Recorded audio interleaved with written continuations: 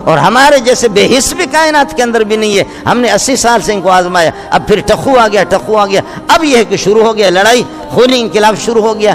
اس لیے شرافت کی اس ملک کو تباہ نہ کرو. شرافت کی سیاست, اگر تمہارے مذہب میں تم نے کبھی شرافت سنا ہے, اب یہ ہو گیا, ابھی انہوں نے اس کو گولی مار دیا, اب اس کو عمران خان کو گولی مار دیا, اور عورتوں کو اس طریقے پر بھگایا, ان کو گولی مار دیا. تو انہوں نے بھی تو چوڑیاں پہنی ہوئی نہیں ہے, کل آ جائیں گے. وقت یکساں نہیں رہتا, سن لے ظالم, یہ اس طریقے پر نہیں رہا. کل ان کی باری آ جائے گی, پھر مولوی تم بھی تو نکلو نا باہر, تم بھی نکلو. تو تم پر بھی وہ گولی برسانا وہ بھی لوگ بھی جانتے ہیں. پھر پیپل پارٹی والا تم بھی نکلنا, اور مسلم لیگ والے تم بھی نکلنا. تمہارے اس سیاست پر, اس شرافت پر, اس سمجھ پر بس سلام ہی سلام تمہیں کر سکتا ہوں, اور کیا کر سکتے. یہ خدا کی پھٹکار ہے تم پر, یہ اللہ کی پھٹکار ہے.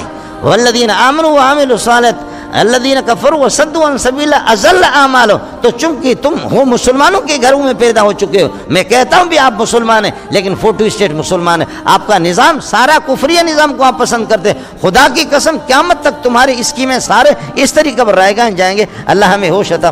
اس لیے ہمارے امیر المومنین ہمیشہ کامیاب ہوگا. اب تم اس کو گراؤ گے پھر بھی کامیاب ہو جائے گا. عمران خان سمجھے, قدم بڑھاؤ, ہم تمہارے ساتھ. اس میں باجی بھی ہے, باجے بھی ہے, سمجھ رہی ہوں, باجی ہم بھی ہے, باجی. فضل الرحمان کو کون ووٹ دے گا, سمجھے. فضل الرحمان کو ہم بھی ووٹ نہیں دیتے, ہم مولانا فضل الرحمان کے سخت خلاف ہیں. اس لیے میں تو مسلم لیگ کے آدمی ہوں, ہمیں جان سے مل جائے, کبھی مسلم لیگ کبھی پیپل پارٹی. کہ آج کل میں عمران خان کے ساتھ, سمجھے. آج کل ہم لوگ کیا ہیں, میں نے بہت زور لگایا کہ ختم بخاری پہ عمران خان کو بلاؤں.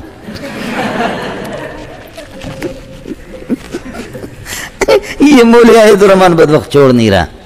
یہ ہمارے اساتذہ وہ کٹر جمعیت کے لوگ ہیں, مولانا فضل الرحمان کے. اس لیے میرے ان سے نہیں لگتا, ان کے ساتھ جھگڑا ہے. ناظمی تعلیمات وغیرہ, یہ دوسرے مولی اظہار وغیرہ, یہ ساری جمعیت کے لوگ ہیں. مولانا فضل الرحمان, بھائی مولانا فضل الرحمان نے ہمیں کیا دیا, ہم تو ہے عمران خان کے.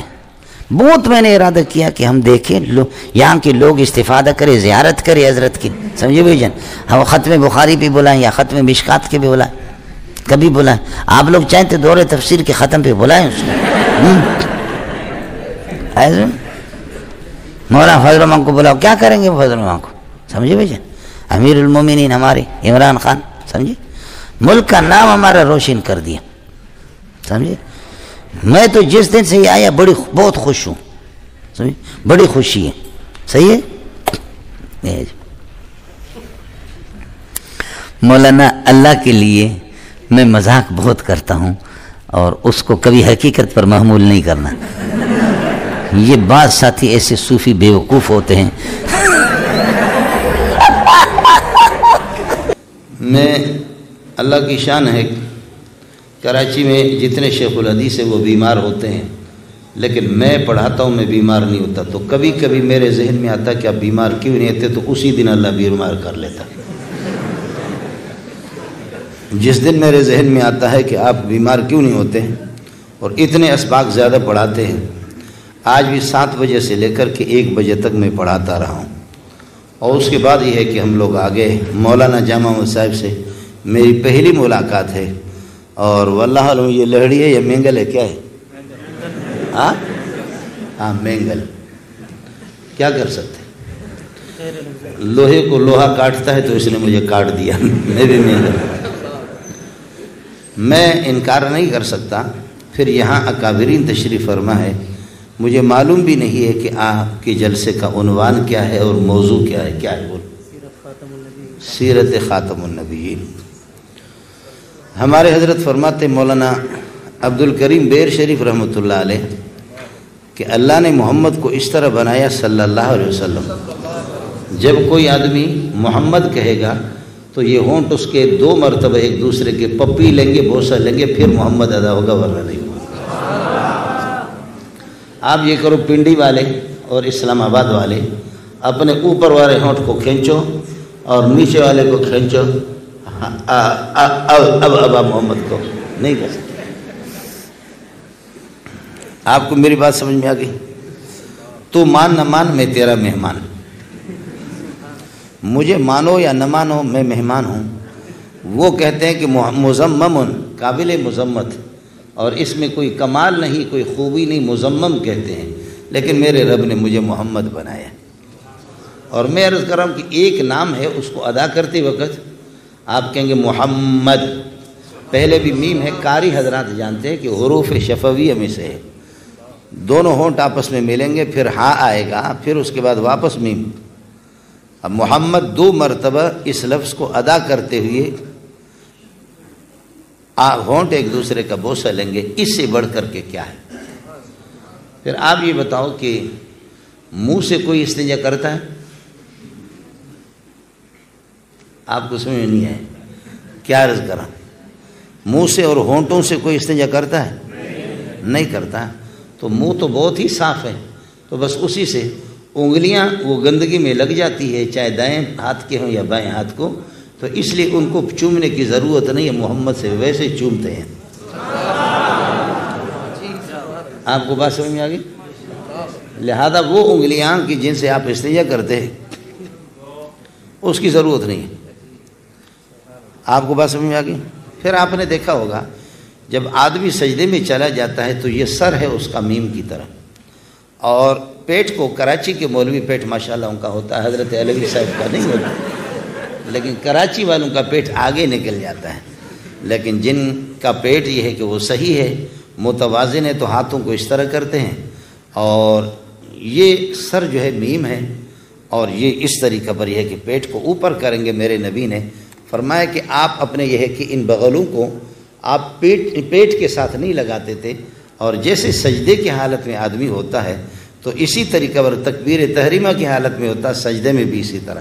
تکبیر تحریمہ یہی ہے. مولویوں کا جھگڑا ہے، ایک کہتا ہے کہ جی اوپر کانوں تک ہاتھ اٹھائے، ایک کہتا ہے کہ نبی نے کانوں کے لو تک ہاتھ اٹھائے. یہ لو جانتے ہو؟ لو تک. تیسرا کہتا ہے کہ نبی نے کندھوں تک ہاتھ اٹھائے.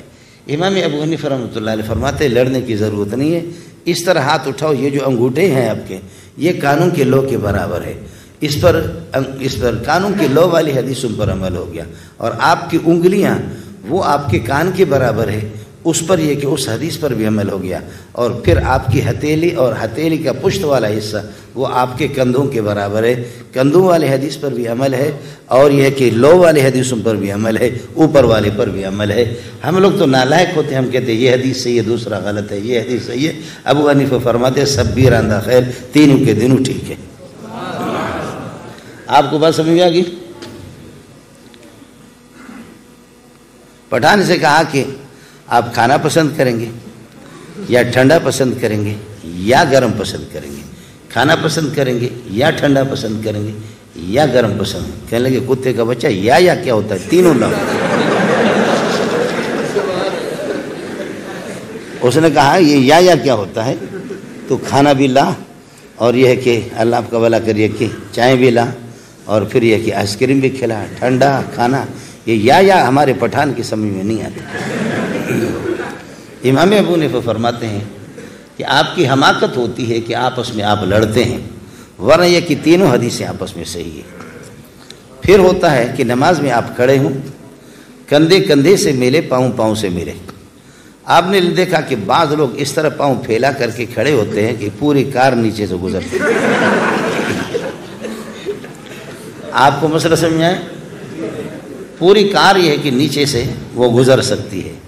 اب آپ یہ کر لے کہ ایک بندہ میرے دائیں طرف آ جائے اور ایک طرف میرے بندہ بائیں طرف، تو یہ ہوگا